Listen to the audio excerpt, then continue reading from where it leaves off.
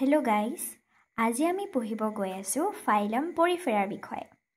পৰ্ব পৰিফেৰা য'ত কিছুমান অতি নিম্ন খাপৰ প্ৰাণী অন্তৰ্গত। পৰিফেৰাক অসমীয়াত ৰন্ধ্ৰী প্ৰাণী বুলিও কোৱা হয়, মানে হিহঁতৰ যি শৰীৰত বিভিন্ন ধৰণৰ ৰন্ধ্ৰ দেখিবলৈ পোৱা যায় আৰু হিহঁতক সাধাৰণতে স্পঞ্জেছ বুলি কোৱা হয়। ইয়াত কৈছে যে they are generally marine, মানে হিহঁত সাধাৰণতে সাগৰীয়। এইটো বুজাব বিচাৰিছে যে হিহঁতৰ কিছুমান নিৰ্মল পানীটো থাকিব পাৰে।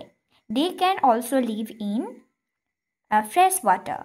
They are asymmetrical animals. হিহঁতক কোনো ধৰণৰ দুটা সমান সমান ভাগত ভাগ কৰিব নোৱাৰি।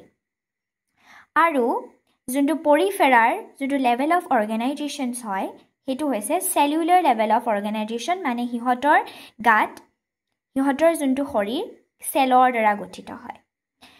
স্পঞ্জেছ বা পৰিফেৰাৰ যোনটো ক্যাৰেক্টাৰিষ্টিক ফিচাৰ্ছ হয় হিহঁতৰ আটাইতকৈ গুৰুত্বপূৰ্ণ বৈশিষ্ট্যটোৱে হৈছে যে হিহঁতৰ ওয়াটাৰ কেনেল সিস্টেম বা ওয়াটাৰ ট্ৰান্সপোৰ্ট সিস্টেম, য'ত কি হয় যে পানীখিনি কিছুমান সৰু সৰু ৰন্ধ্ৰেদি এন্টাৰ হয় হিহঁতৰ গালৈ।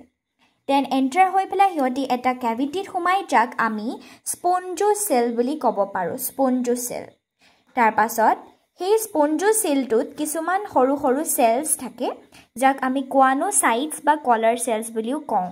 হিহঁতে কি কৰে যে পানীখিনিৰ লোকোমোশন বা পানীখিনিৰ গতিত সহায় কৰে।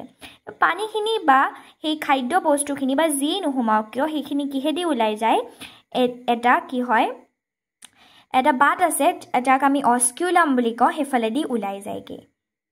Thank U.